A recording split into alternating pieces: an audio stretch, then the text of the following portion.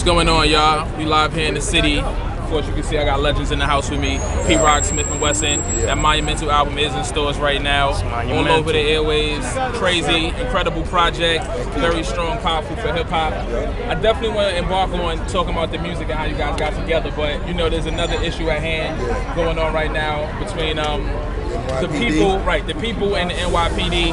Last week, these brothers were celebrating the album release at Tammany Hall. Stepped outside the venue and it was a big melee, brutal attacks by the police officers. I just want to get the story from the actual gentlemen who were part of it. I know you guys also did a meeting at City Hall today. I also want to talk about what do you think is going to come out of it and the reason for calling that meeting, and do you feel like anything is ever going to change? Speak on it. Well, it was a cry for justice today, and we basically believe that we deserve justice for the brutal attack on us. For no reason, you know what I'm saying, whatsoever. They prejudged the party, thought it was something else, and it was totally different because the cops came in and saw what it was, went back out and decided to get gloved up and remove people physically, and we're not going to stand for that. Well, that happened, I would say, at least 30 to 40 minutes prior to the police officers arriving. And what I gathered is that these guys got into some skirmish with the bouncers. They pushed each other, they might have thrown some things at each other, and then it was done. The group and everybody in the party, they had no idea that this was even going on. And the bouncers, I don't believe they made a report of it. And it was done, and they handled it. So I don't, you know, I think, of course, spin is a great thing. You're talking about in a world where the Rodney King case, people digested that footage differently. So I think if you support cops and you think they should be very hands-on, then you're going to find nothing wrong with what they did. And my wife got involved, and my daughter and everything, the way they treated her, the way they locked her up in the precinct and never took the cuffs off, that's unheard of. She saw her mother being pushed around by the cops, so she decided to step in front and ask the cops, please don't hit my mom. They decided to still be physical, carry on all night with it. And so now, we're just gonna see if we can get the justice we deserve from it. As a parent, as a mother, that's my first job. That's the only job I have. And to see my daughter jump in front of me,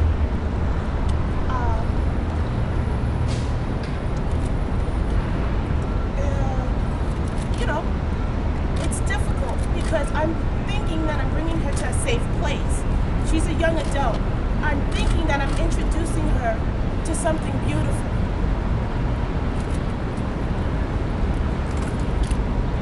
So for us to be attacked, for me to be a mother, for me to be within this industry, for me to be able, what do I teach my children? She's not my only one. What do we teach our children? So it's difficult, and we're here, and we want justice. Have you been getting any resistance from the police department, the mayor's office?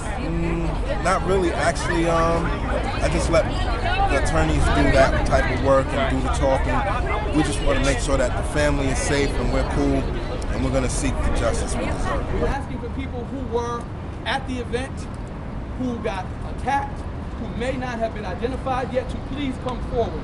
We would like for you to send documentation of your bruises, the attack, things, pictures you may have taken to bucktown.usa.org. Please forward that information, and we'll have a town hall meeting to discuss this. Last but not least, we're asking everyone to continue to support the Monumental 5. We should make sure that there's not a day go by that they're in court alone. There should not be a day that goes by that they are in court alone. They represent not just the hip-hop community, they represent Black and Latino communities citywide. That's right. And we will support them because they are us.